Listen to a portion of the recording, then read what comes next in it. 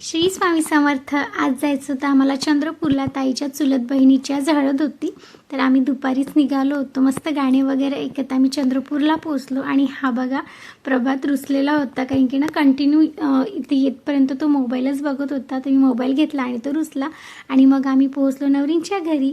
मग येताच ना ताई वगैरे सगळेजणी बहिणी मिळून त्यांनी फोटोशूटसाठी गेले, मी नव्हती गेली कारण की गाडीचा प्रवास मला थोडासा सूट होत नाही। आणि मग लगेच ना मामाकडचं बोरवण आलं। आमच्याकडे ना पहिल्या लग्नामध्ये मामाकडून बोरवण असतं।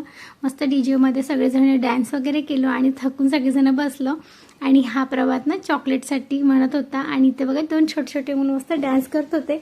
आणि याला मधामध्येच आईस्क्रीम पाहिजे होती आणि मग तोपर्यंत आम्ही बांगड्या वगैरे भरून टाकल्या आणि यशना याला आईस्क्रीम घेऊन आला होता।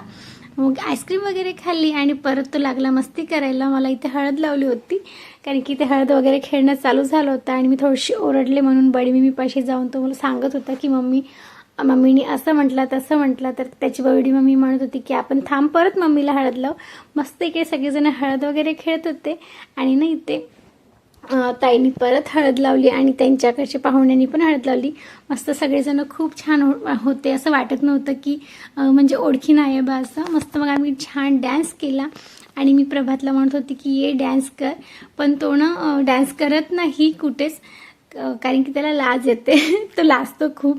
म्हटलं ये इथे बघ छोटे छोटे मुलं आहे डान्स करायला। मग त्याला माहिती नाही काय झालं अचानक आणि तो इतका मस्त डान्स करायला लागला ना। मग मोबाईल घेतला आणि मम्मा माझा व्हिडिओ काढ आणि पप्पाला दाखवू आपण।